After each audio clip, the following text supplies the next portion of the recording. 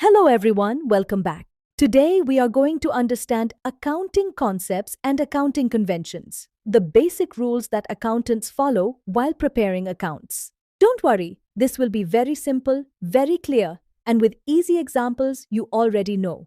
Let's begin. Accounting concepts are the basic assumptions on which accounting is done. Think of them as ground rules. According to the business entity concept, business and owner are treated as two separate persons. For example, if Ram invests 1 lakh rupees, the business treats him as a creditor. His money and business money are different. Next is the money measurement concept. Only transactions that can be measured in money are recorded. Purchasing goods or paying salary are recorded, but a manager's honesty or skills are not, as they can't be measured in money. The going concern concept assumes that the business will continue for a long time. If a machine is bought, we don't charge the full amount as expense in 1 year. Instead, we spread it over many years because the business is not closing tomorrow.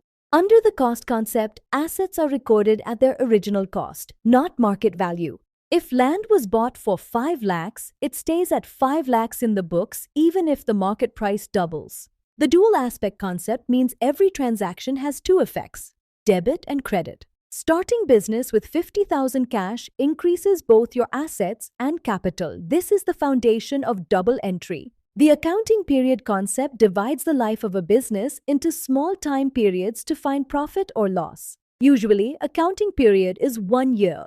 We calculate performance regularly rather than waiting for the business to end. The accrual concept states income and expenses are recorded when they occur, not when cash is received or paid. If March's salary is paid in April, the expense still belongs to March, even though cash is paid in April. The matching concept says expenses should be matched with related income of the same period.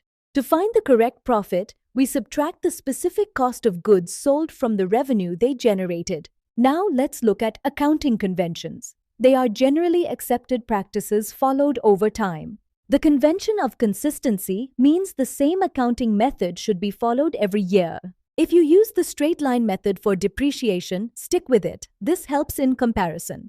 The convention of conservatism says, do not anticipate profits but provide for losses. If stock value drops, we record the lower price. Possible loss is considered but possible profit is ignored. The convention of full disclosure requires all important information to be clearly disclosed. From loans to legal cases, everything significant must be disclosed so users can take informed decisions. Finally, the convention of materiality. Only significant information should be disclosed in detail. A small pen purchase is just an expense, but a lakh spent on a machine is an asset. Small items are ignored to save time. To summarize, accounting concepts are basic assumptions, while accounting conventions are accepted practices. They help in accuracy and uniformity. Thank you for watching. Keep learning, keep growing.